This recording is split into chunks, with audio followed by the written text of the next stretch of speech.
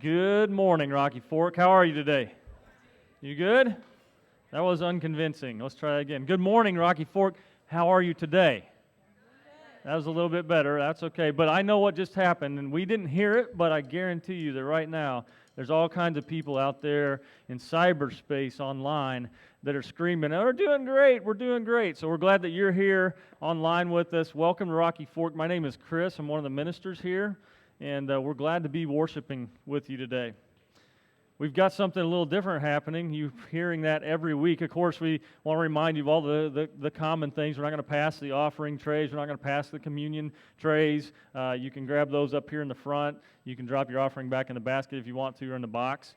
But you might have come through and noticed that there were some bracelets out on the table. So you may notice that I've got on 2 bracelets. That's just to cause confusion. My kids thought that I might look cooler if I wore 2 bracelets, and I said I would try anything, but I don't think it's been effective, so I can't get them back off now, so I'm just going to keep them on there if that's okay. But here's what we want to do. We keep realizing these things. We keep getting these questions about, like, how do we navigate these kind of unusual times? What do we do about, how we're feeling? Because we all come into this maybe feeling and concerned in different levels, in different ways, and that's okay. That's okay. So we just want to put tools in your hands.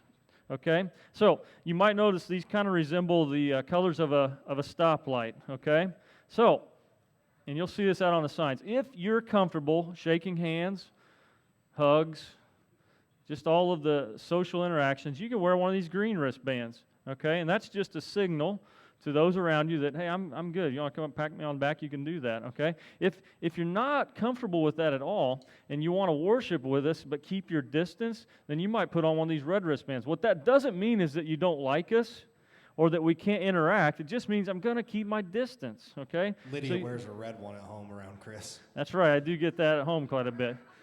Where's the cymbals on the drums? That was a joke. You got to be ready, Tyler. There we go. But what it doesn't mean is that we're separated, right? And this yellow one, this just means I'm kind of in the middle. I'll talk with you, I'll have a conversation, but I'm not going to shake hands. We're not going to have this contact. Now, what's important is it would be a tragedy if we started coming in here on Sundays and had all of the red wristbands sitting on this side and all the green wristbands on this side, and in the middle the yellow wristbands, and we let this separate us. That'd be a tragedy, because no matter what wristband we wear or how we feel about what's happening right now, we're still part of the family of Christ. We're still all part of this church, this universal church that follows Christ. And so if you see someone with a wristband on, just know that they might be just trying to share their position. Now, that can change, right? So I started with a green wristband because I don't mind a handshake and a hug, and it's fine. But this last weekend, my family was camping. This last week, we were camping and boating, and I'm really sunburned. So I'm thinking about going out there and getting me one of these red ones, because if you come up and pat me on the back, it really hurts right now. But you could switch back and forth. It's okay. And these are yours to keep. You just keep them. And then after this is all over, we're all going to have these Rocky Fork wristbands. It's not going to matter what color they are, but it's just going to be a reminder we're part of this family together. Can we do that? All right. Stand up. Let's get ready to worship together. Father, thank you for the way that you invite us into your family, that you don't look at the color of the wristband we have on, the color of our skin. You don't look at the clothes that we're wearing.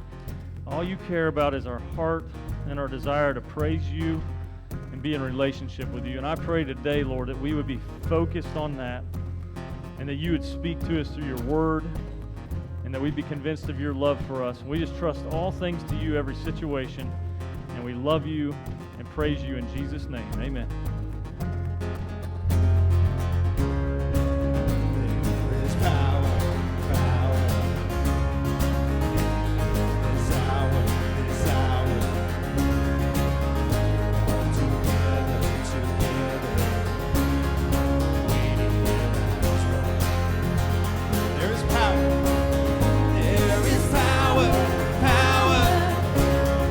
Here in this hour,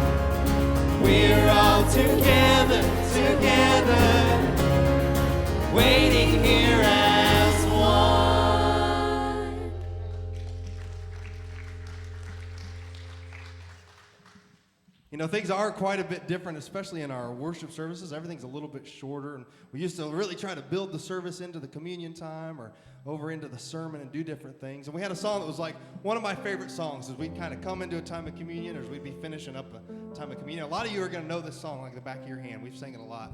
Some of you this may be the first time you've heard it. But this is a song that just really brings us into a place ready for communion. And so I invite you, if you know it, sing it out really loud. If you don't know it, pray these words as we sing them. This song is called To the Table.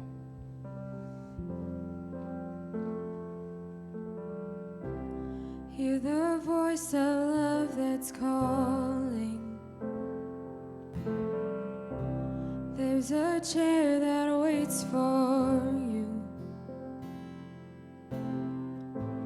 and a friend who understands everything you're going through.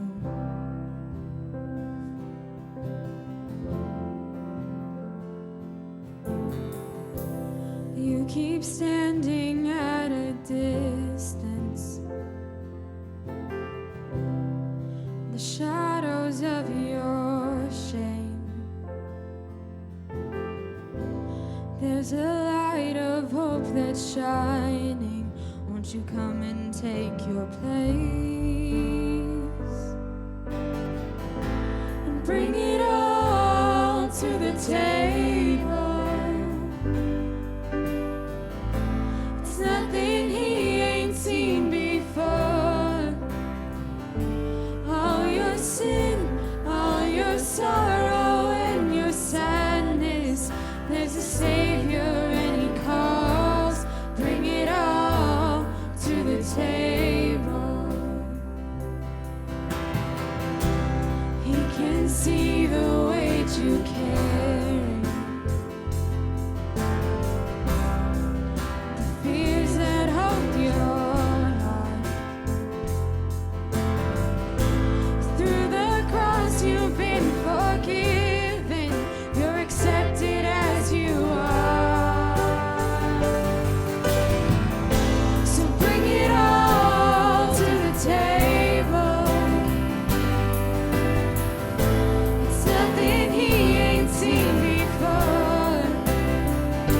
All your trials, all your worries and your burdens, there's a Savior and he calls. Bring it all to the table. And bring it all.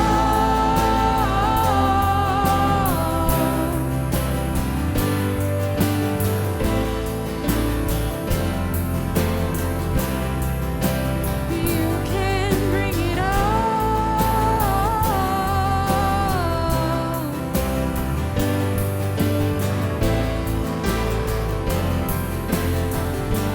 Come on in. Come on in, take your place. There's no one who's turned away. All you sinners, all you saints, come right in and find your grace. Come on in, take your place. There's no one who's turned away. All you sinners, all you saints, come right in and find your grace. Bring it all to the table. It's nothing he ain't seen before. All your sin, all your sorrow and your sadness, there's a Savior and he calls. Bring it all to the table. And bring it all.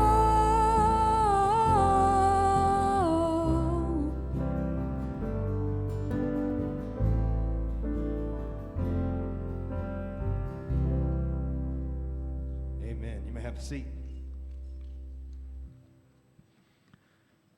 I love that song. I love the confidence that song calls us to. This confidence that when we come to the table, that there will be someone there waiting. That God Himself, His Son Jesus, will be there waiting for us, and we can bring it all. We can bring anything. There's nothing that we can't take to the table. I love that message of confidence. If you've been with us these last few weeks, you've joined us in a look at Old Testament Bible stories. And one of the underlying messages that are in each of these Bible stories is this idea of confidence, this great confidence in God. I mean, if you think about Noah and building an ark, what kind of confidence must it have taken for this guy to bring together all these materials, all this lumber, and bring everything together, gather together and start building this huge boat with confidence that what God had told him would one day happen, that there would be rains and that the earth would flood and that giant boat would one day float and save him and his family. What confidence was that? Or Moses, if you think about the times when we've encountered things in life where we're like, there has to be an explanation for that. We've seen something that we don't understand, we've experienced something we don't understand, and we start looking for this explanation, and we have confidence that there's an explanation. And Moses is walking and he sees a burning bush that's not burning up. He's like, I got to go see what that's all about because there's got to be something there, some explanation for that. He approached that bush with confidence, and that confidence allowed him to have this experience with God in a holy place, not because the bush was burning, but because God's holy, and anytime we go to God, it's a holy place, right? And we heard last week about Joshua and how he led those armies to march around that city of Jericho, and how they did that day after day, and then on the last day they did it 7 times, all in confidence that just simply marching around the city and blowing some horns would cause walls to fall down. That's great confidence. You know, I told you a little bit ago in the welcome that our family has been camping, and one of the things that I can't do without when we're camping is a campfire. Now, it's not quite as comfortable this time of year to have a campfire, but it still is necessary. If you're camping, you must have a campfire. I'm confident of that. And we built campfires each night, and we rekindled them in the morning. And yesterday when we got up, there was no fire still burning on the campfire. Just a pile of ash was laying in the camp ring. And I just put my hand down over it, and I still felt some warmth there. Now, I've, in fairness to the rest of my family and some of the other people there, I have more experience with this because I've done this before. But I knew with that warmth that there's still some ember in there, and that could become fire again. And so we started gathering up little sticks and leaves, and it didn't happen as quickly maybe as everybody wanted it to. But eventually, that ember became fire, and I was confident of that. And today we get to continue Bible stories. Mark's going to share with us one of my favorite Bible stories about Elijah, and his confidence at one point in God bringing fire is amazing to me, and I love that. And I think that's what I want to challenge us with this morning in this time of communion, this time where we come to the table, that we come with a great confidence that we're going to encounter God at this table. That when we open up the little cups with juice in it that represents his blood, Jesus' blood, and the little wafer that represents his body, that we come in confidence, knowing that we are going to experience and encounter Jesus. He even said it. He said, do this in remembrance of me every time that you're together. In so doing this, you will declare my death until I return. That we'll come to the table now with a great confidence that Jesus is coming back. He's coming back for each one of us that proclaim his name, that partake in this Lord's Supper, who call him our Lord and follow after him each day, that we can have a great confidence in that. So will you pray with me for that confidence? Father, thank you for sending your Son to pay a price that there's no way we could have ever paid. Though we have allowed sin to enter into our lives, and we've chosen at times, each one of us, to separate ourselves from you, that you still pursued us and you call us to your table. That you love us enough that you gave up your Son and you let him go to that cross, allowing his body to be broken and his blood to be spilled out, to give us a great confidence and a hope that all of our sins are washed away, that we have an eternal place at your table in your kingdom. And that's the confidence and the hope that we come to the table right now with. We love you, Lord, and we're so thankful for this gift that you've freely given us. We pray that we'd always be focused on it. In Jesus' name.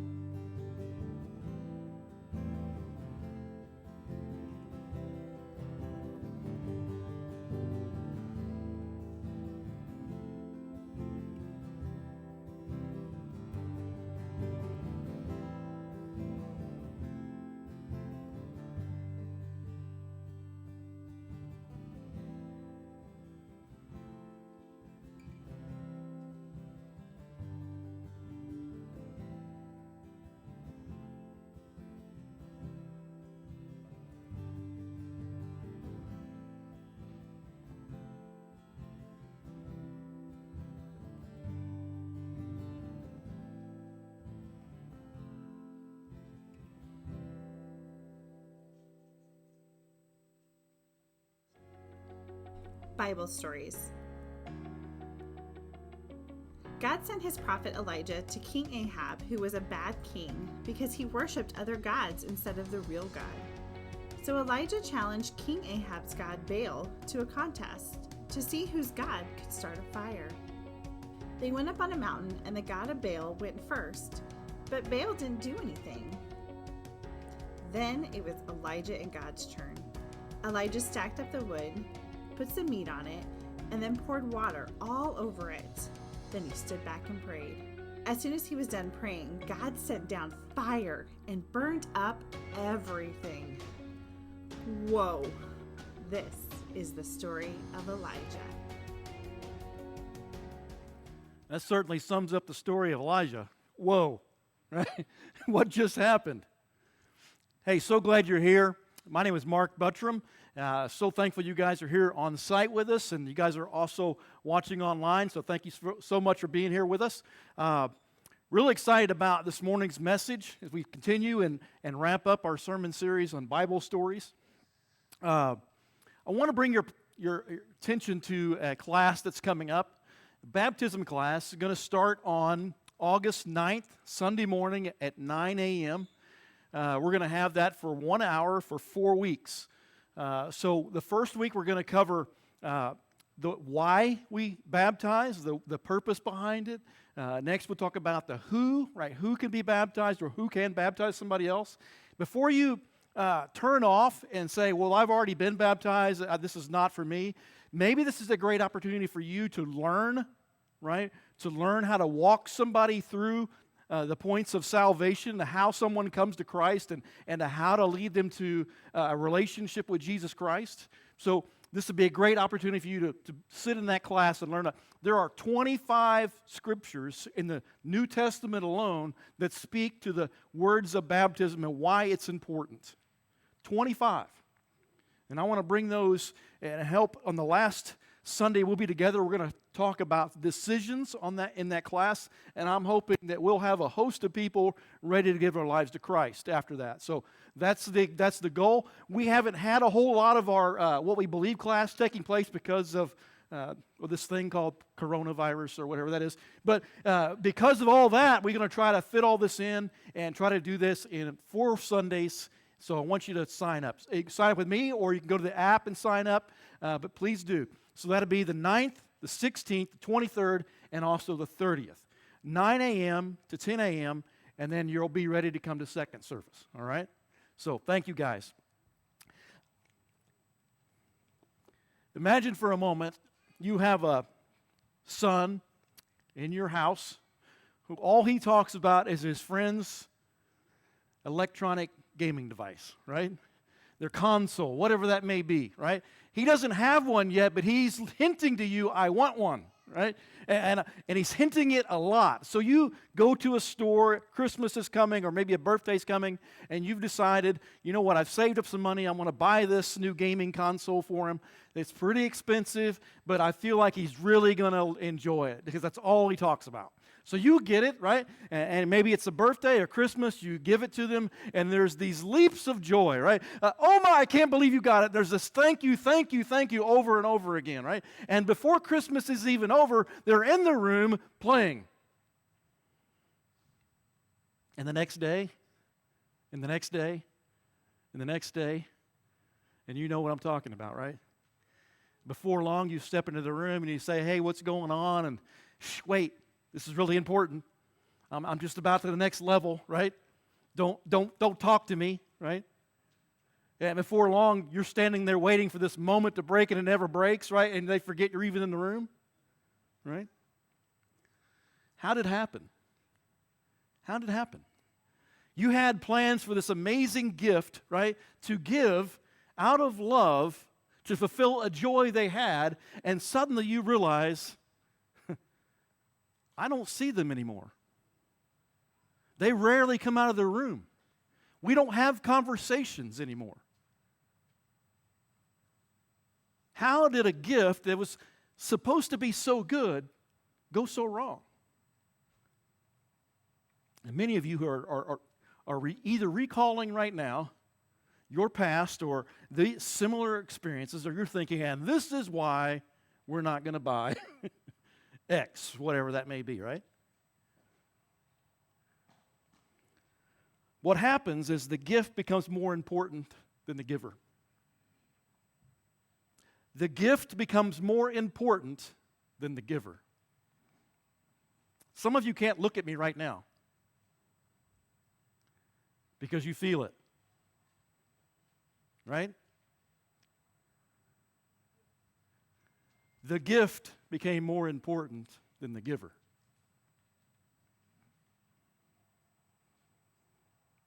The gift is not wrong in itself. It's not evil in itself, right? The gift becomes more important. We don't often use this word, right, in our society.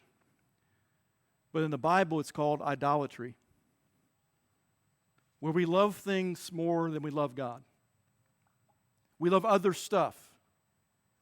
We place other things of more importance ahead of God. Food, entertainment, games, relaxation, all these things are not sin. And they are given by a great God who loves to give great gifts. And without realizing it, if we're really honest, we begin to worship the gods of pleasure. The things that God created to be good, we begin to worship those things ahead of Him. If we're honest. We're going to be in 1 Kings chapter 18 this morning. The background of this story is there is a prophet named Elijah. He is God's prophet. There is a king named Ahab. He is the king of Israel. He reigns for 22 years. His claim to fame is in scriptures that he did more evil than any other king in all of Israel. Well, that's not a real good title, right? It wouldn't be something I would share with my grandkids. This is what it says about me. He is also married to a woman named Jezebel, who also has her own title, right, of not being good. She hates God's prophets so much that she has put a bounty on them. She has chosen to have them rounded up and killed. They are worshiping the god of Baal. Now, a little about the god of Baal. He is the god of weather. He is the god of fertility, the god of pleasure.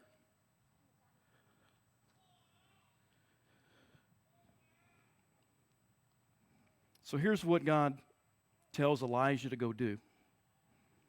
He sends him and he says, go tell King Ahab that I'm going to stop the rain. That there's not going to be any more. There's going to be a drought. And it's going to last for years and years. You see what God's doing here? The very thing that Baal, the fake god Baal, is supposed to be over, our God is going to remove his power. If Baal is over the rain and the weather and all those things, our God's going to say, nope, you're not. I'm turning it off. Here's what I want you to see. God is withholding His blessings in the very area that God's people have placed their worship. God is not going to bless the competition. Do you see that? God is going to remove the blessing in the areas that we are worshiping outside of Him. It may sound like something like this, that maybe my finances are more important.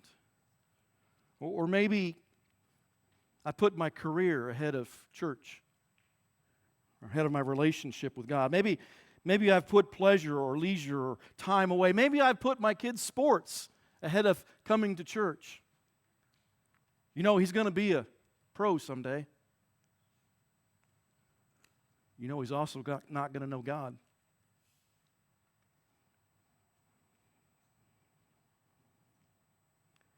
God removes the blessings from the very things that we place in front of Him. Don't expect to be blessed in those areas of your life. After a few years of the drought, absolutely no rain, Elijah comes to King Ahab and sets up this cage match between his God, the Lord God, and the God of Baal. 1 Kings chapter 18, verses 19 through 21. It says, "Now summon the people from all over Israel to meet me on Mount Carmel. And bring the 450 prophets of Baal and the 400 prophets of Ashereth, who eat at Jezebel's table." So Ahab sent word throughout all of Israel, assembling the prophets on Mount Carmel. Elijah went before the people, and he said this, "How many of you, how long will you waver between two opinions?" In other words, how long will you waver between two gods? The God of Baal or the one true God? If the Lord is God, he says, follow him. If Baal is God, follow him. But the people said nothing. Now, every time I read that, I thought, what? Why is that included? Right? Why is that last piece included? Why do we have to know that the people said nothing? Why do you think? I think it's because they wanted both. I think they wanted both. They wanted the God of pleasure and a God of the universe, the one true God. If we're really honest, we want both too. I want to pursue what I want to pursue, and I want to do what I want to do. But I also want the other. Why can't I have both? I think that's why they said nothing. Don't make me choose. You may not like the outcome. And maybe this will help. Our hearts, right? Our spiritual heart, there is a throne, a one-seat throne that sits on our heart. It's designed that God would sit there.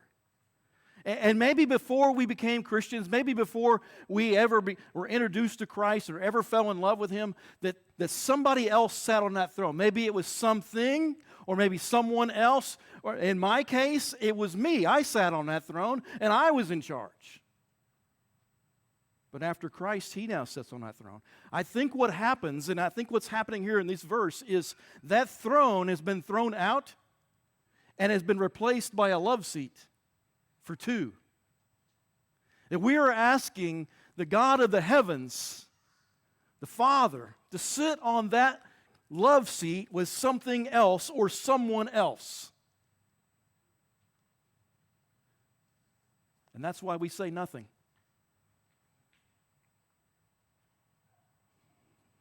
I want to have it both ways. So the stage is set. The war is going to be fought between 850 prophets of Baal and Ashereth and the one true God. And they gather on Mount Carmel. And there are thousands of people watching. 1 Kings chapter 18, verse 25 through 28 says, "As Elijah said to the prophets of Baal, choose one of the bulls and prepare it first, since there are so many of you." It's almost like hey, there's like 450 of you. Just cut it up. Get it over with quickly, right? "Call on the name of your God, but do not light the fire." So they took the bull and they given it to them and prepared it. Then they called out in the name of Baal from morning till noon. "Baal, answer us," they shouted. But there was no response and no one answered. And they danced around the altar that they had made. From sunup till high noon, they're calling on Baal to do something with this altar. This is where Elijah steps in verse 27. At noon, Elijah began to taunt them. Begins to trash talk. He says, "Shout louder. Surely He is a God. Perhaps he's in deep thought, or maybe he's busy. The NIV does a really nice job there of really toning this down. The idea or the word there for busy is not busy. In the Hebrew, it means that their God is probably somewhere else relieving himself. He's probably using the restroom somewhere else. He's busy. Or maybe he's traveling, or maybe he's sleeping and he must be awakened. So they shouted louder and they slashed themselves with swords and spears as it was their custom until their blood flowed. Now this all seems very primitive, right? And you know, we would think about it today, we're like, well, that's just somebody who's like far, far out there that would do that. We would never bleed for a false god. We would never hurt ourselves for a false god. But how many of us have suffered for alcohol or an addiction of some sort? How many of us, our families, are suffering because of some that's happening in our lives, in our marriages, in our relationships? How many of us have sacrificed for some other god and really damaged the relationships that we have with our kids?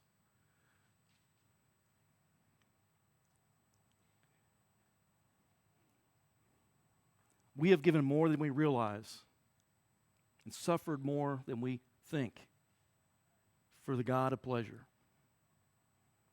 1 Kings chapter 18, verse 29 says this: midday passed, and they continue their frantic prophesying until the time of the evening came of the sacrifice. But there was no response, and no one answered, and no one paid attention. Now it's Elijah's turn. From sunup to sundown, Elijah builds and rebuilds the altar where God's people used to worship. He digs a trench around the altar. He puts wood on the altar. He places the bull on the altar. And finally, he drenches the altar with gallon after gallon after gallon of water. And as I read that this week, I wonder, where'd that water come from? Because there's a drought. How is it that Elijah could come up with some water? You ever thought about that? I mean, it's almost like that water's so precious. Where did you get that? Right? And you're going to pour it on the fire that you're thinking you're going to light? That's some confidence. That's an amazing move from a bold, bold prophet who's saying, even though I have soaked this wood, God's going to do something amazing.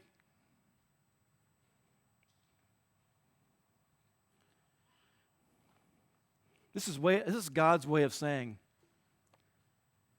I'm gonna beat you, and I'm gonna beat you with my hands tied behind my back.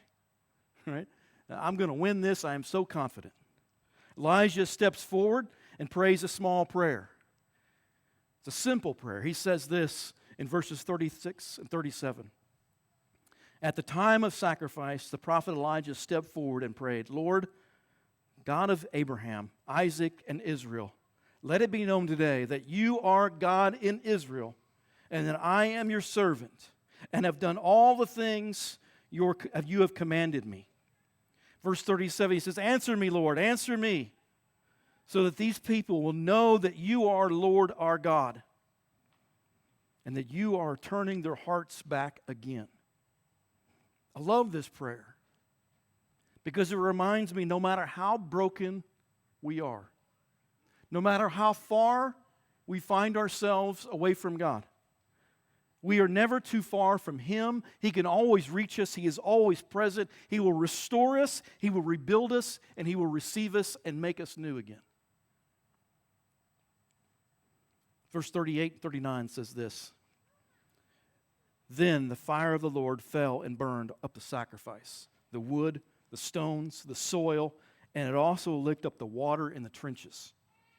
Everything was consumed.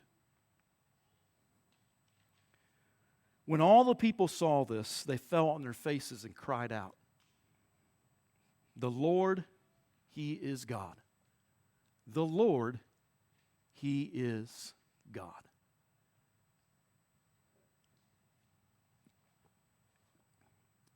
Maybe you've heard this before. I've heard this. I've even preached this story before. There was a little girl who went to a dime store, department store.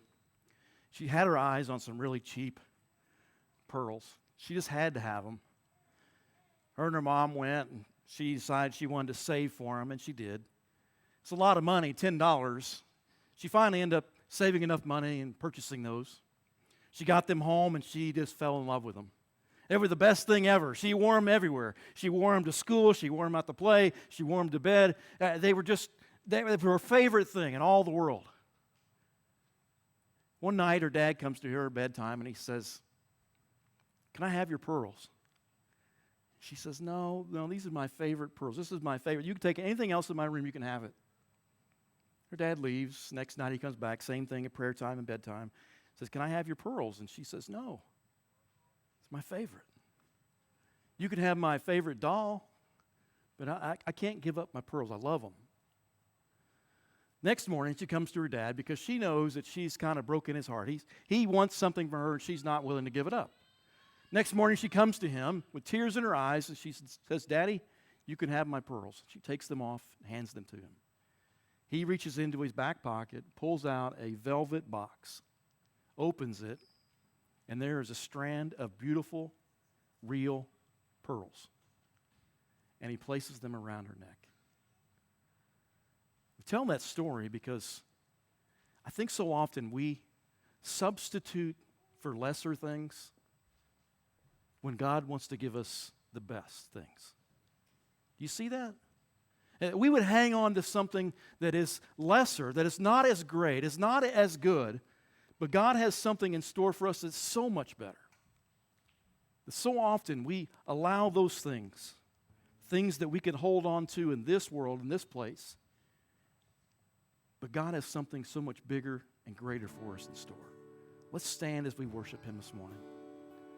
Let's allow the Spirit to wash over us, to lift our hearts, to breathe in confidence into us, to know that our God is bigger and greater than anything else, and to choose Him above everything else in this world.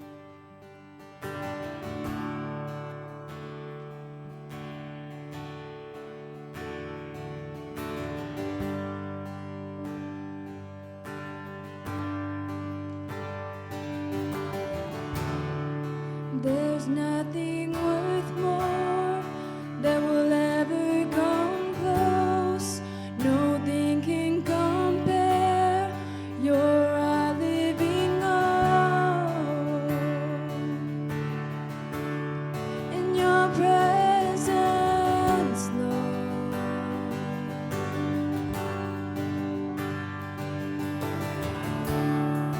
I've tasted and seen of the sweetest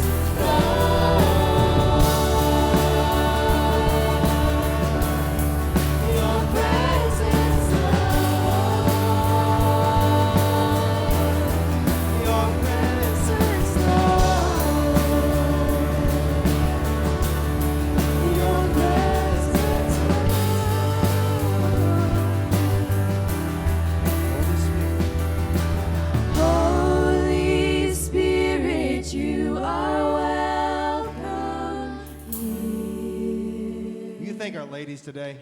Fantastic.